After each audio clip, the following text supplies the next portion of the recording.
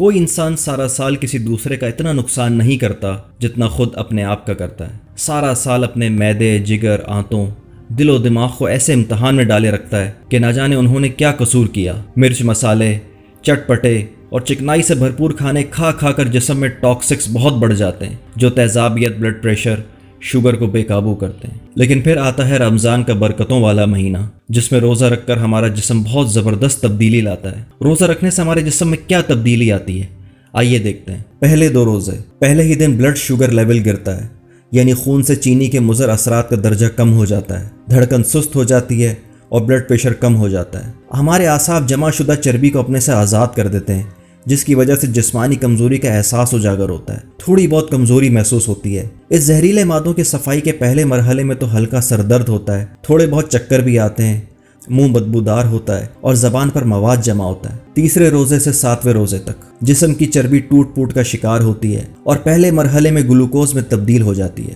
بعض لوگوں کی جلد ملائم اور چکنی ہو جاتی ہے، جسم بھوک کا عادی ہونا شروع ہوتا ہے اور سال بھر مصروف رہنے والا نظام ہضم تھوڑی آزادی محسوس کرنے لگتا ہے۔ آپ کے جسم کے وائٹ بلڈ سیلز قوت مضافت میں اضافہ کرتے ہیں۔ کبھی کبھی سینے میں یا پھیپھڑوں میں ہلکی سی تکلیف محسوس ہوتی ہے، لیکن گھبرانے کی بات نہیں، یہ اس بات کی نشانی ہے کہ جسم سے زہریلے مادوں کی صفائی کا عمل شروع ہو چکا ہے، اور ساتھ ساتھ آنتوں کی صفائی اور ان کی مرمت کا کام بھی شروع ہو جاتا ہے، اور ان آنتوں کے اندر لگا زہریلا مواد ڈھیلا ہونا شروع ہو جاتا ہے۔ 8ویں روزے سے 15ویں روزے تک آپ پہلے سے زیادہ توانا محسوس کرتے ہیں، دماغی طور پر چست اور ہلکا محسوس کرتے ہیں۔ ہو سکتا ہے پرانی چوٹ اور زخم محسوس ہونا شروع ہو جائے، اس لیے اب آپ کا جسم اپنے دفاع کے لیے پہلے سے زیادہ فعال اور مضبوط ہو چکا ہوتا ہے۔ جسم اپنے مردہ یا کینسر شدہ سیل کو کھانا شروع کر دیتا ہے، جیسے عام حالات میں کیمو تھراپی کے ساتھ مارنے کی کوشش کی جاتی ہے۔ 16ویں روزے سے 30ویں روزے تک اب ہمارا آدھا رمضان کا مہینہ گزر چکا ہے۔ جسم میں ٹوٹ پوٹ کے ساتھ جو ریپیئرنگ ہونی تھی وہ ہو چکی ہے۔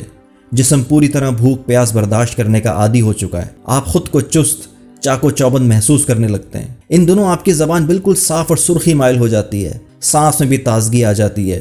جسم کے سارے زہریلے مادوں کا خاتمہ ہو چکا ہوتا ہے، نظام ہاضمہ کی مرمت ہو چکی ہوتی ہے اور معدہ بھرپور کام کرنے لگتا ہے۔ جسم کے فالتو چربی اور فاسد مادوں کا اخراج ہو چکا ہوتا ہے اور آدمی کو اپنا وزن کم محسوس ہونے لگتا ہے۔ بدن اپنی پوری طاقت کے ساتھ اپنے فرائض ادا کرنا شروع کر دیتا ہے۔ 20ویں روزے کے بعد دماغ اور یادداشت تیز ہو جاتے ہیں، توجہ اور سوچ کو مرکوز کرنے کی صلاحیت بڑھ جاتی ہے، انسان کی میموری بہت شارپ ہو جاتی ہے۔ ان دنوں اگر کوئی کتاب پڑھی جائے تو پڑھے ہوئے الفاظ تیزی سے دماغ میں محفوظ ہو جاتے ہیں۔ یہی وجہ ہے کہ رمضان المبارک میں قرآن پاک پڑھنے کا زور بہت زیادہ دیا جاتا ہے، تاکہ اللہ تعالیٰ کے بتائے ہوئے احکامات انسان سارا سال یاد رکھ سکے۔ پھر بلا شبہ ہمارا بدن اور روح دونوں تیسرے عشرے کی برکات کو بھرپور انداز سے ادا کرنے کے قابل ہو جاتے ہیں۔ یہ تو ہوا دنیاوی فائدہ، جو بے شک اللہ نے ہماری ہی بھلائی کے لیے ہم پر فرض کیا، مگر دیکھیے رحمت الہی کا انداز کریمانہ کہ اس کے احکام ماننے سے دنیا کے ساتھ ساتھ ہماری آخرت بھی سنوارنے کا بہترین بندوبست کر دیا۔ سبحان اللہ و بحمدہ۔